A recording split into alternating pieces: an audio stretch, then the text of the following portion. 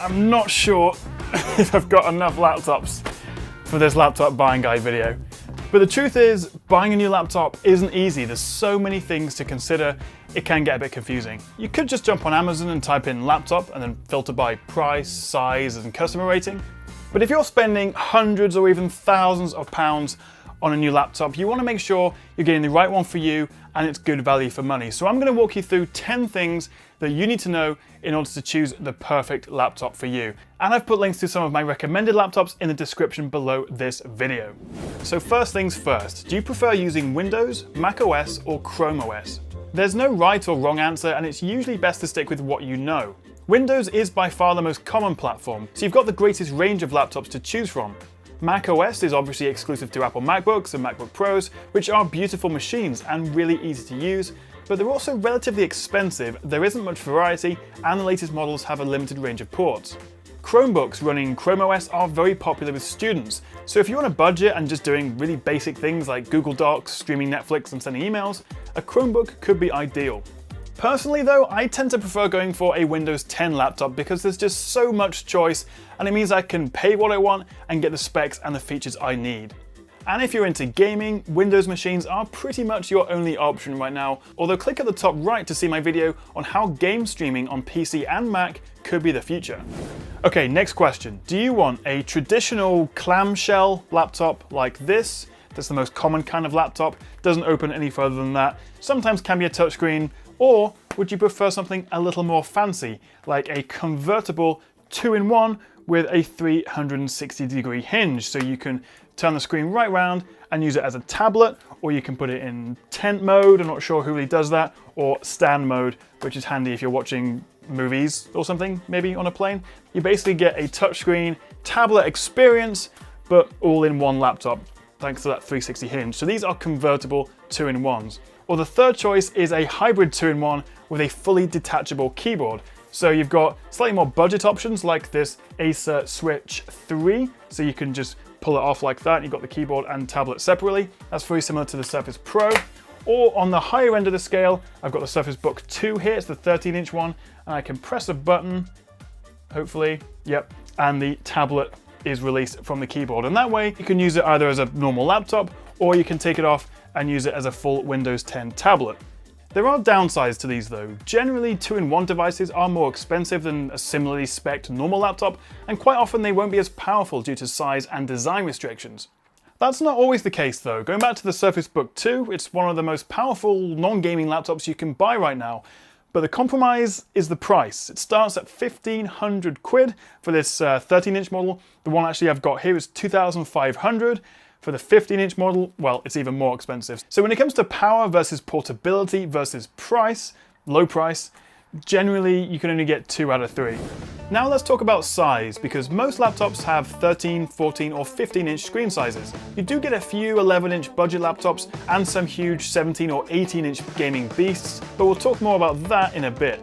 Generally, as you'd expect, the smaller the screen size, the lighter and more compact it is. So 13 and 14-inch Ultrabooks, which is just a fancy name for thin and light laptops that use Intel chips, make great travel companions. Anything bigger and you'll struggle to get any work done on trains or planes. But bigger 15-inch laptops like this can be more powerful. Often there's room for a dedicated graphics card, and they can use more power-hungry processors.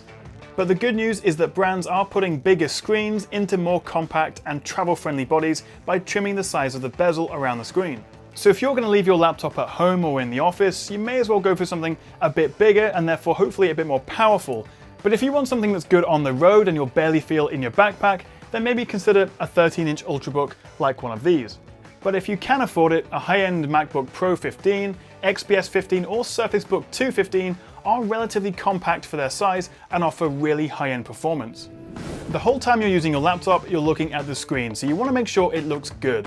Firstly, make sure it's got an IPS screen. You can check the tech specs or reviews to see if IPS is mentioned, as they offer much better color accuracy and viewing angles. The alternative is a TN screen, which is still used on some cheaper models and is okay, but it can look grainy and viewing angles are pretty terrible. You should also consider the screen's resolution, but don't worry about this too much. Ideally, go for a laptop with a full HD, so that's a 1920 by 1080 resolution.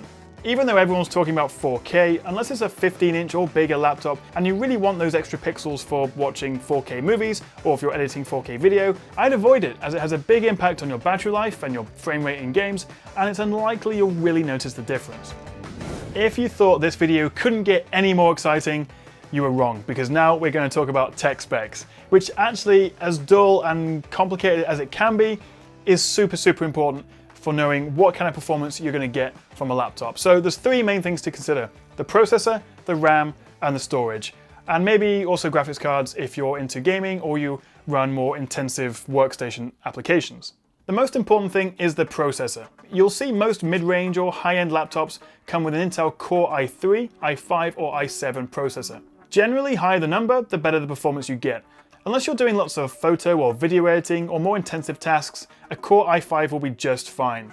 But also look for what generation it is. Every year these chips get refreshed and improved, with the latest 8th generation processors now offering 4 cores rather than 2, which is better for multitasking. 7th generation chips are still fine. I still use this Dell XPS 15, but where possible, try and get the latest one. Some cheaper laptops will come with a Pentium or a Celeron processor, but unless you're using it for more basic tasks or you're on a super tight budget, I'd try to avoid these as a rule of thumb. And then we've got RAM, which is much easier. Usually you'll get 4, 8, or 16 gigabytes of RAM in a laptop. Again, unless you're going for a basic machine, I'd avoid 4 gigs. The sweet spot is 8 gigabytes. For video editing, rendering, or any sort of power user, go for 16 gigs where possible. And finally, in terms of specs, let's talk about storage. And I can't emphasize this enough, how important an SSD or solid state drive in your laptop is. It makes a huge difference just to how fast everything feels, from boot times, opening programs, generally using the desktop. I really do highly recommend making sure your new laptop comes with an SSD. Some laptops have both, like a 32 or 128 gigabyte SSD, and then a second higher capacity hard drive. That's fine too, and is arguably the best of both worlds. You get the SSD speed boost for Windows, but you also get enough storage for all your files. But let's keep things simple. If you've got a budget of say 500 to 1000, look for a laptop that has an Intel Core i3 or i5, 8 gigs of RAM, and at least a 256 gigabyte storage SSD. Over 1000, and then you can start looking at i5 and i7 processors, up to 16 gigs of RAM, and maybe a 512 gigabyte storage SSD. But if you're on a tight budget, under 500 or 600, maybe consider something that has a Core i3, or if you're really pushed, maybe an Intel Celeron or Pentium processor. This Asus Switch 3 has a Pentium, and it's fine because it's backed up by an SSD. It's got 32 gigabytes of flash storage, and that, for basic Windows tasks, makes the biggest difference in terms of performance and how fast everything feels. Now let's move on to gaming, because while that lot will play some games maybe at lower to medium settings if you drop the resolution, if you want to play games seriously and up the res, up the graphics, have higher frame rates, you're going to want to look into a gaming laptop. This is the HP Omen X I've got here.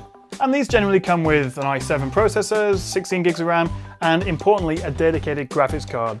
While this is going to be ideal for gaming, there is a halfway house between someone who wants a powerful but still portable laptop and someone who just wants the best gaming performance possible.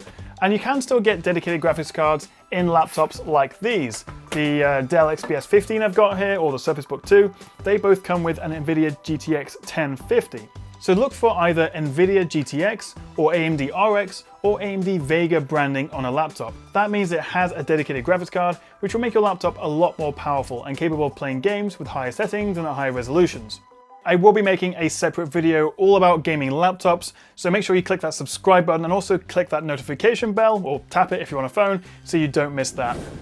USB, HDMI, card readers, ports are really important, and to be honest, all I would recommend is making sure the laptop you get comes with at least one USB 3.1 Type-C port.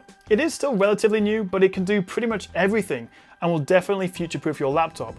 But even if the specs and the price and the size, everything is right, if the keyboard and the touchpad are rubbish, then it's not going to be very nice to use.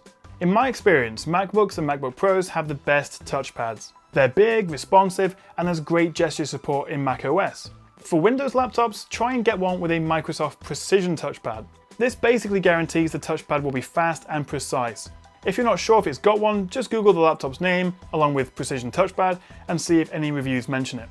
Don't worry too much if it doesn't have one, although I would recommend then maybe trying it in the store before you buy it, And it's the same with the keyboard. It's very difficult to describe a keyboard other than saying it's responsive or clacky or spongy in a video like this. So I would definitely recommend going to try it in person, because keyboards are very tricky to talk about. A lot of people use key travel, how far the key goes in essentially, as a differentiator between quality, but that's not always the case. And the latest keyboards, say on the MacBook Pros, have very, very minimal key travel, but are still very good, so it's not a great indicator. But what about battery life? How long should your laptop last? Well, anything quoted above 6 hours is decent, but since most brands test them at low brightness, if a retailer says 6 hours, you can expect more like 4 in the real world. The size of the battery, 4K resolution screens, graphics cards, and older generation processors have the biggest impact on battery life. Most reviews you read will tell you how long a laptop lasts, but if you can get one with at least 6 hours, but preferably 8 to 10 hours, then that'll do nicely.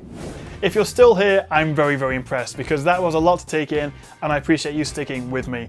Hopefully that's made things a little bit clearer. Now you know what to look for when you go out and buy a new laptop. I will put links to my recommended laptops in the description below for all sorts of different budgets, and I will keep them updated as well with the latest models as they come out. And if you've got any other questions, or if you've got some laptop buying advice of your own that maybe I've missed, put it in the comments below and then we can share it with everyone. And if you want to see more of these types of videos, tap that like and subscribe button below. Thank you very much for watching, guys, and I'll see you next time right here on the Tech Chat.